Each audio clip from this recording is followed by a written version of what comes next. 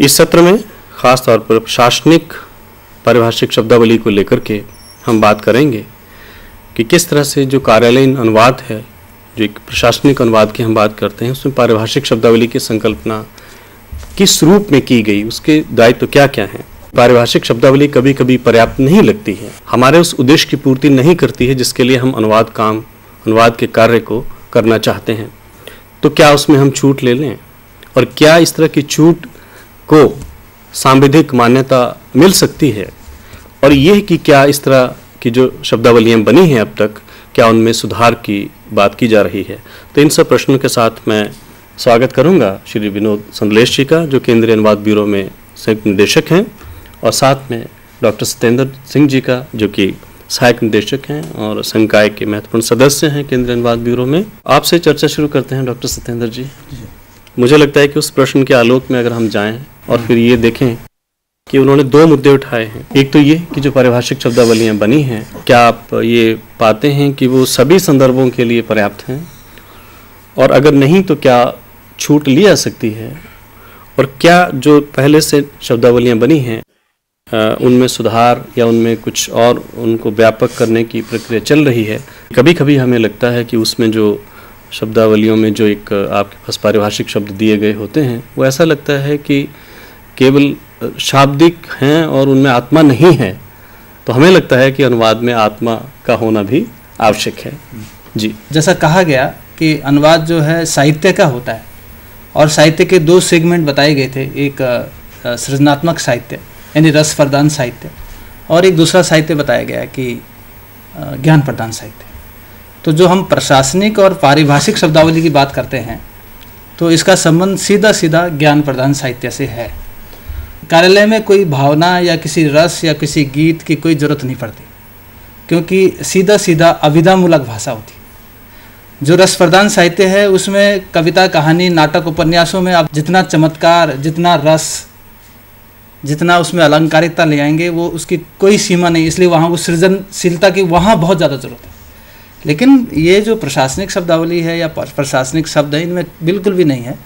मैं आपका ध्यान उस समय ले जाना चाहता हूँ जब देश आज़ाद हो गया, और आज़ाद होने के बाद सीधा सीधा जो ब्रिटिश हुकूमत का जितना भी जो ऑफिशियलीज वाला जो लिटरेचर था, उसको ट्रांसलेशन करने की बात आई।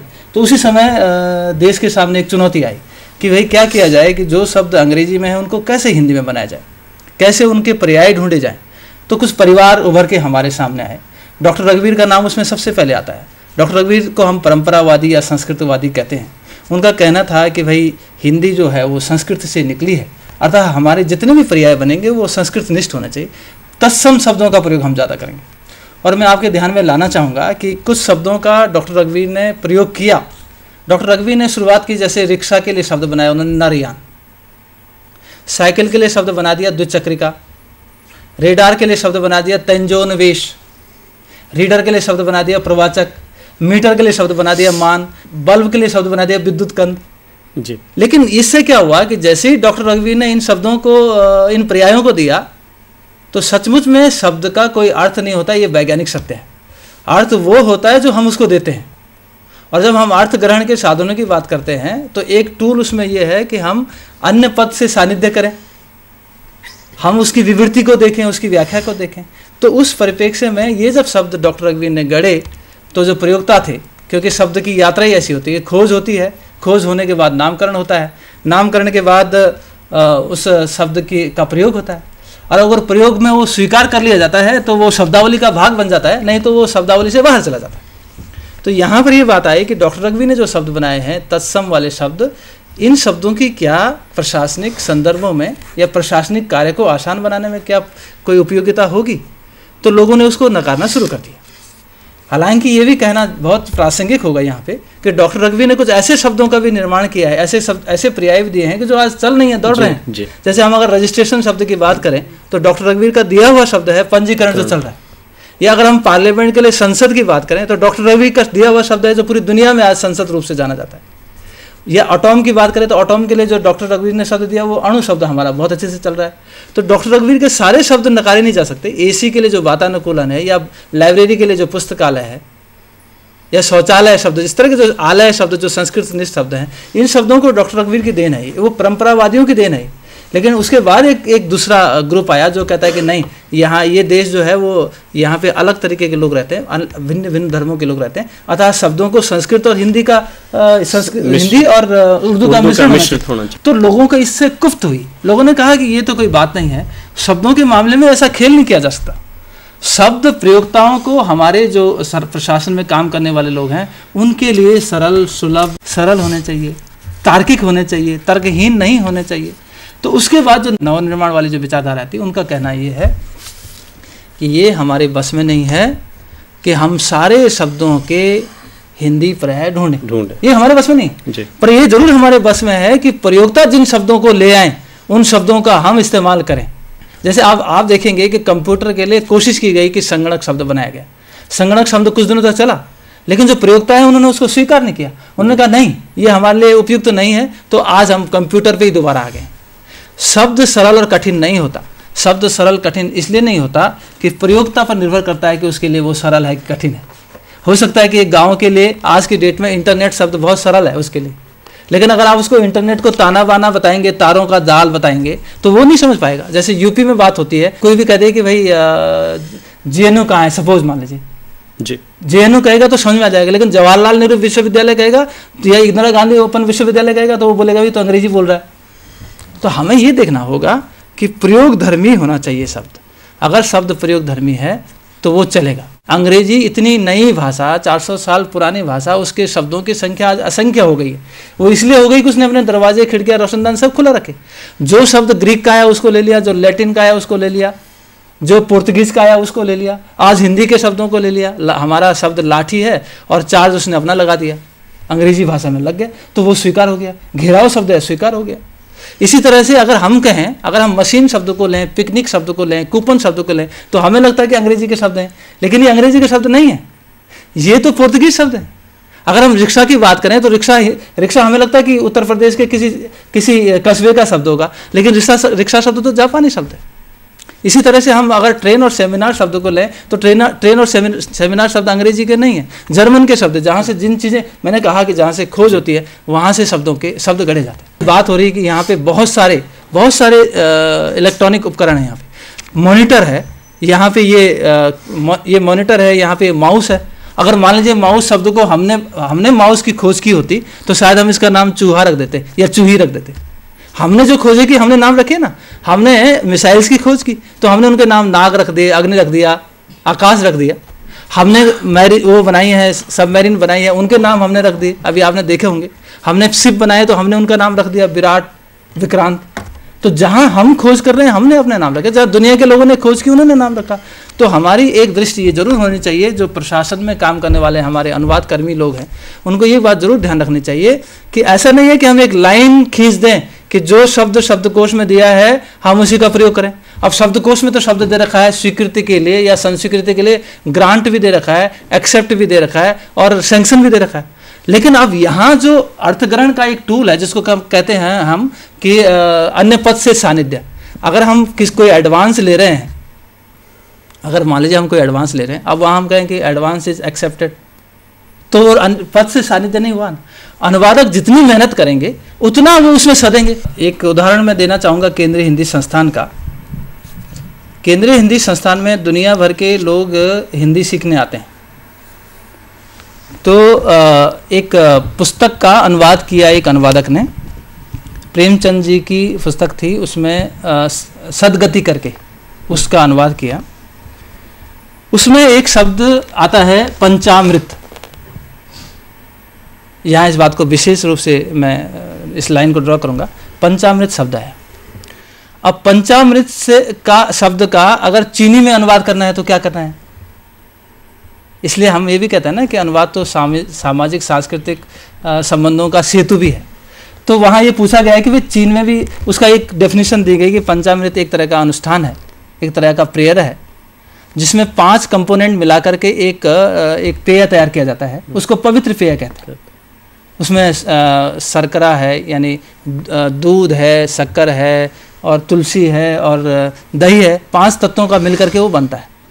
फिर उसको जब अनुष्ठान होता है तब उसको सर्व किया जाता है। तो चीन में भी एक इसी तरह की संकल्पना है, वहाँ भी पूजा होती है, लेकिन हमारी पूजा में और उनकी पूजा में थोड़ा अंतर है। वहाँ पर वो जो पेय दिया जाता है इट इज ये कुछ टॉक्सिकेटिंग होता है, मतलब उसमें कुछ थोड़ा सा नशा होता है, नशे टाइप का वो होता है। तो वहाँ ये बात आई कि भाई अब मैं क्या लिखूँ, तो उसने उसको चीनी में अनुवाद किया होगा, उसने वहाँ का शब्द लिख दिया चीनी वाला, फिर चीनी से दोबारा से जब उसको हिंदी में अनुवाद किया गया तो उसका तो ये जो हमारा पंचामृत है वो बन गया पूजा की शराब। तो इसका मतलब क्या हुआ कि जो सांस्कृतिक संदर्भ है, सांस्कृतिक संदर्भों को बचाना हमारा दायित्व तो कैसे है, क्योंकि हम जिस भाषा से अनुवाद कर रहे हैं अगर हम उसकी संस्कृति से परिचित नहीं हैं तो हम उसको तो उल्टा पुल्टा ही करेंगे ना। जब हम पारिभाषिक शब्दावली की बात करते हैं तो मूल बात ये है कि ये नाम ही, इससे नाम से ही स्पष्ट है, पारिभाषिक शब्द वो होते हैं जिनको विषय विशेष के संदर्भ में परिभाषित किया जाना है। परिभाषित करने का क्या मतलब है? जब आप कहते हैं कि भाषा की क्या परिभाषा है, तो हम एक परिभाषा देते हैं, वो जरूरी नहीं कि पूर्ण हो। ऐसे ही पारिभाषिक शब्द हर विषय के साथ, हर दृष्टि में या हर संकल्पना के उसमें संकल्पना के रूप में वो पूर्ण हो, ऐसा कोई जरूरी नहीं है।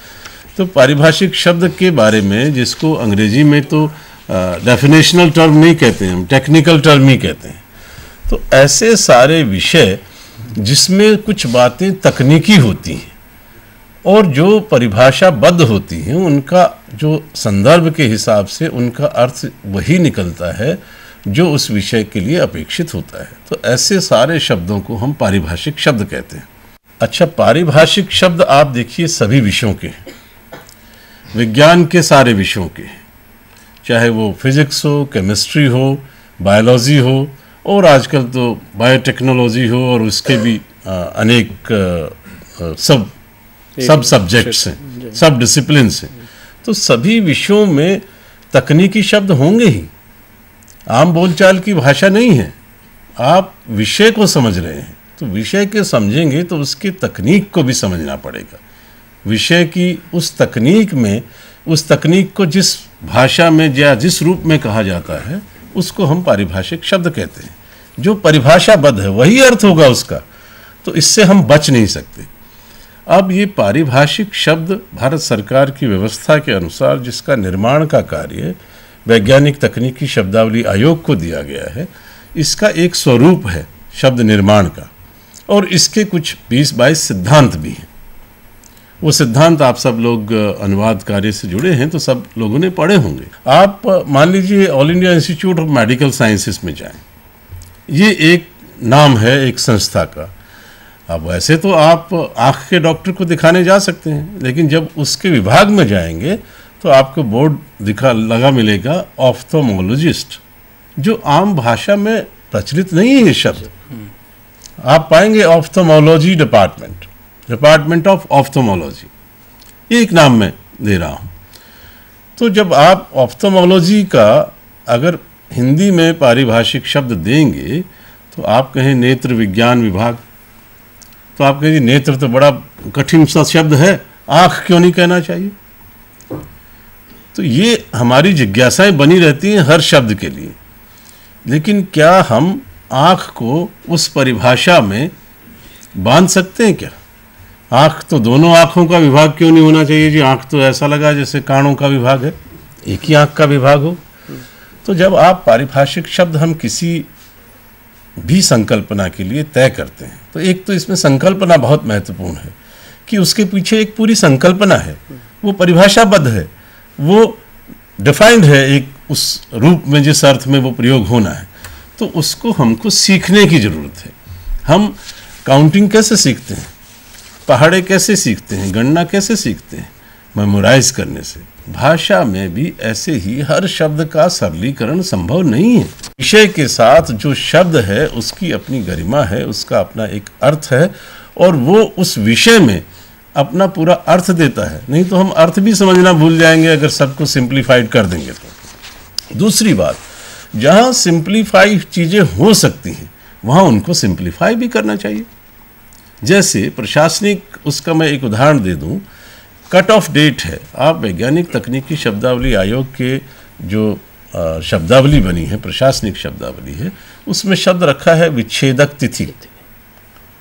अब विच्छेदक ऐसा लग रहा है कि जैसे आप कहीं ओशियन में से या भूगर्भ में से ड्रिल करके कोई चीज़ निकाल रहे हैं। ये इसका जो ओरा है, शब्द का भी एक ओरा है, पारिभाषिक शब्दों का एक ओरा भी होता है, उनका एक एनवायरनमेंट होता है। तो जब वो एनवायरनमेंट में फिट नहीं हो रहे हैं तब आप सरलता और कठिनता की बात करें। मान लीजिए इंजीनियरिंग के लिए लोग बहुत प्रश्न इसमें उठते हैं कि इंजीनियरिंग के लिए आप अभियांत्रिक या अभियंता इस तरह के शब्दों का इस्तेमाल ना करें, इंजीनियर को इंजीनियर कह दें।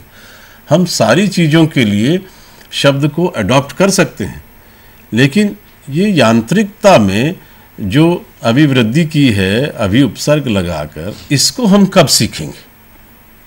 ये ऐसे शब्द हैं जो वो पूरे परिवेश को बताते हैं, वो एक संकल्पना को बताते हैं, वो खाली शब्द नहीं है। लेकिन आप कहें जी इंजीनियर तो बहुत सुलभ है और बहुत आराम से लोग कह सकते हैं। हो सकता है कि जो पढ़े लिखे चंद लोग हैं उनके लिए बहुत सरल हो इंजीनियर शब्द, और इंजीनियरिंग शब्द में जो यांत्रिकता है, जो मैकेनिज्म है, उसका जो इंजन शामिल है, उसके बारे में तो किसी को नहीं मालूम है। लेकिन क्योंकि इंजीनियर आप बार बार कह के मुख सुख की दृष्टि से आपको स्वीकार्य हो गया है, इसलिए वो सरल हो गया है, ये मानना ठीक नहीं है पारिभाषिकता की दृष्टि से। लेकिन जहाँ शब्दों को बदलने की आवश्यकता है या प्रयोग में नहीं आ रहे हैं, उनको बदलना या सरल करने की भी आवश्यकता है, वो भी संदर्भ के साथ। मान लीजिए टैक्स इवेजन एक शब्द है, तो पारिभाषिक शब्दावली में या प्रशासनिक शब्दावली में उसका मिलेगा आपको कर अपवंचन। अब कर अपवंचन शब्द आपको ऐसा लगता है कि वंचना किसकी हो रही है? कर वंचन होता तो भी ठीक था, कहीं सुधार की आवश्यकता जरूर है। इसमें उपसर्ग, अतिरिक्त उपसर्ग क्यों लगा दिया? कर वंचन होता तो आप समझ रहे, वंचना एक शब्द है जो शुद्ध भी है, संक्षिप्त भी है, ट्रांसपेरेंट भी है। लेकिन सामान्य बोलचाल में जो शब्द चलता है वो कर चोरी है। लेकिन कई बार जो लेखन और बोलचाल में फर्क हमेशा होता ही है। जैसा हम बोलते हैं वैसा हर बार लिखा जाए ऐसा संभव नहीं है, और ऐसा होता भी नहीं है। तो इसलिए पारिभाषिक शब्दों के परिप्रेक्ष्य को पूरा समझने के लिए अब रसायन विज्ञान में कोई मान लीजिए किसी एक टेम्परेचर पर कोई चीज़ बॉयल होती है और उसको द्रव्यांक उसको बोलते हैं कि उस पर ताप द्रव्यांक है। जो ताप है, ताप की एक अपनी परिभाषा है। ताप बुखार भी हो सकता है सामान्य शब्दावली में, मुझे ताप है, बुखार है मेरे शरीर में, क्योंकि जो शरीर का एक टेम्परेचर होता है उससे अधिक है तो वो भी ताप है। लेकिन उसको हम जब फ़ारेनहाइट में देखते हैं या सेल्सियस डिग्री में नापते हैं तो वो वैज्ञानिक तरीके से नापा गया एक ताप है, तो उसको ताप कहना ही ठीक है। उसको बुखार कहना सामान्य भाषा में तो ठीक है, लेकिन डॉक्टर की भाषा में उसके वो जानता है कि कितना ताप है। ताप है तो किस टेम्परेचर पर वो आया है, वो खाली बुखार नहीं है। नामकरण में भी आप ऐसा ले सकते हैं, जैसे एनटीपीसी है, नेशनल थर्मल पावर कॉरपोरेशन। तो अगर वो ताप ऊर्जा है तो ताप से पैदा हुई है, अगर ऊर्जा है तो ऊर्जा से पैदा हुई है। तो हर चीज़ की एक परिभाषा है। तो पारिभाषिक शब्दों को सीखने की हमारी मनसा होनी चाहिए, नए शब्द होने चाहिए। ये भी इसमें सत्य है कि 60 साल से बनती शब्दावली प्रयोग साध्य होने के साथ साथ कई बार ऑब्सोलीट हो जाती है, अप्रचलित भी हो जाते हैं कुछ शब्द, और ये भाषा की सहज प्रक्रिया है। इसमें कोई बहुत हंगामा खड़ा करने की आवश्यकता नहीं है। ये भाषा की सहज प्रक्रिया है कि जो आपके लेखन में, स्थायी साहित्य तो लेखन ही है ना, चाहे वो शुद्ध साहित्य हो या वैज्ञानिक साहित्य हो, जो भी चीज़ें हैं वो लिखित रूप में जब मूर्त रूप में हमारे सामने आती हैं, बोलने में तो बहुत सी चीज़ें हटती जाती हैं, लेकिन लिखित रूप में जो अपना स्थायित्व, अपनी करेंसी, कोई शब्द, कोई टर्म स्थापित कर लेती है, एस्टैब्लिश कर लेती है, वही तो हमारा साहित्य का अंग बनता है। तो जो इतने सालों से बहुत से शब्द ऐसे हुए, राष्ट्रपति, जब तक हमारा देश आज़ाद नहीं हुआ था तो राष्ट्रपति ऐसा कोई शब्द था ही नहीं।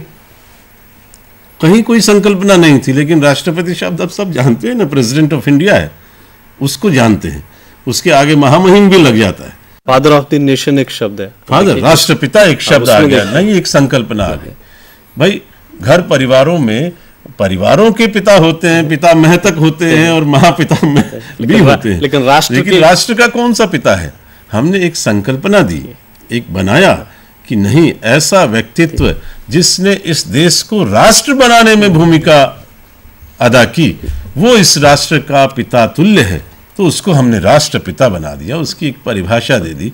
और ऐसे राष्ट्रपिता 2, 4, 5, 10 नहीं हो सकते, इसलिए महात्मा गांधी को हमने एक व्यक्ति को वो नामकरण, उसके आगे वो नामकरण कर दिया।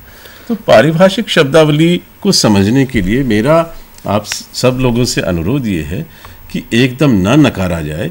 जो करेंसी में नहीं आए हैं उसको, मैं इसको इस बात से इनकार नहीं कर रहा कि उसकी रिवीजन की आवश्यकता नहीं है। पारिभाषिक शब्द की जरूर रिवीजन की आवश्यकता है कि अगर आपकी करेंसी में वो नहीं आ रहा है, लेकिन उसके लिए दूसरी भाषा का शब्द ही हमको सीधे तौर पर स्वीकार कर लेना चाहिए, ये भी आवश्यक नहीं है। ये सत्येंद्र जी ने बहुत अच्छी बात कही कि जिस चीज़, जिस ऑब्जेक्ट का या जिस संकल्पना का कहीं विकास होता है, कहीं उसका ओरिजिन होता है, कहीं उसका सृजन होता है, कहीं उस तो नामकरण देने का भी अधिकार उन्हीं को है। नामकरण देने का अधिकार फिर दूसरी भाषा भाषी को नहीं है। सहज रूप में मिल जाए तो ठीक है। अगर हमारे परिवार में कोई शिशु जन्म लेता है तो उसके नामकरण का अधिकार उसके परिवार को है, ये तो हम सब मानते हैं। तो कंप्यूटर अगर जिस देश में इसका पहले इस मशीन की पहली संकल्पना हुई है और उसने इसका नाम कंप्यूट से, हालांकि वो भी कोई आसमान से नहीं लाए हैं शब्द, कंप्यूटेशन और कंप्यूट वहाँ पहले ही था, लेकिन मशीन के माध्यम से किसी चीज़ को कंप्यूट किया जा रहा है, दैट बिकम कंप्यूटर। ऐसे ही इसका जो अपरेटस की बात की थी अभी सत्येंद्र जी ने, ये उसकी संकल्पना में था कि भाई ये इस तरह का एक अपरेटस हो गया जो ऐसे ऐसे फुदकता है। तो जहां उसको सरल लगा उसने सरल नाम दे दिया, उसने दे दिया mouse. It look like mouse, it acts like mouse. Cursor के माध्यम से या कर्सर को कंट्रोल करने का जो उसका इंडिकेशन है, इंडिकेटिव मैनर है, वो दैट लुक लाइक माउस। तो उनका वो अब हम उसको मूषक बना सकते हैं अगर एक्सेप्ट हो तो।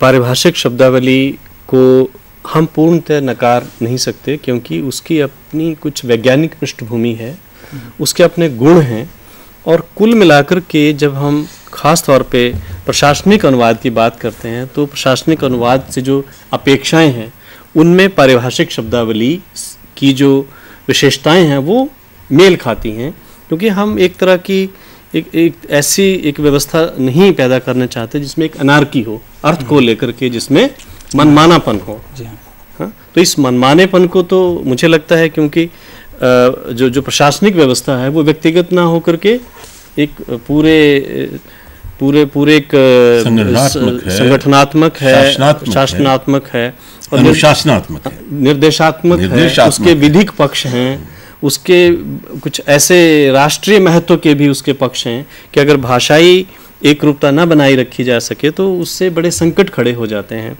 तो ये बड़ा आवश्यक है, लेकिन ये बात भी सर्वस्वीकार्य है कि उसमें लगातार अगर ऐसा नई संकल्पनाएं, खास तौर पे आप देखें कि विज्ञान के क्षेत्र में, आपने अभी कंप्यूटर की बात की, प्रबंधन के क्षेत्र में, अब प्रबंधन के क्षेत्र में एक नया विषय उभर करके आ गया, बिजनेस कम्युनिकेशन।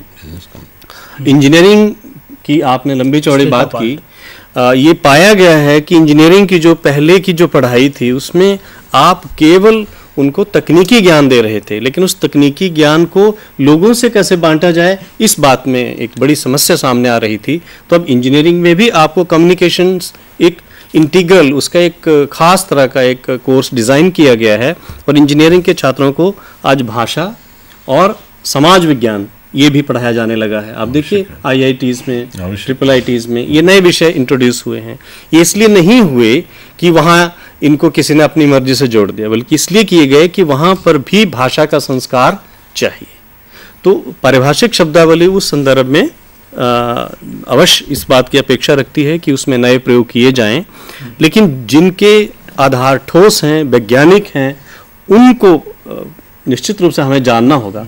और सत्येंद्र जी, इस बारे में बहुत विमर्श हुए हैं, पदनामों पे बड़ा विमर्श हुआ जब शुरू में पदनामों को बनाना था।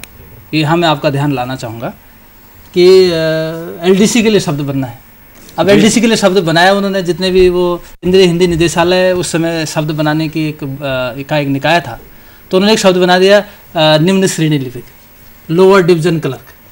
निम्न श्रेणी लिपिक बनाया, तो जब निम्न श्रेणी लिपिक बनाया तो जो उस समय के जो क्लर्क होते थे वो काफ़ी अपने आप को काफ़ी गरिमामय पद मानते हैं, वो तब भी मानते थे, आज भी मानते हैं। उन्होंने कहा ये शब्द तो हमारे लिए ठीक नहीं है भी, प्रशासन में हर व्यक्ति का अपना महत्व है। अब यहाँ पर एक चीज़, ये जो सवाल था उस सवाल का एक जवाब यहाँ पे आता है कि क्या हम शब्दों की गरिमा को कम करें?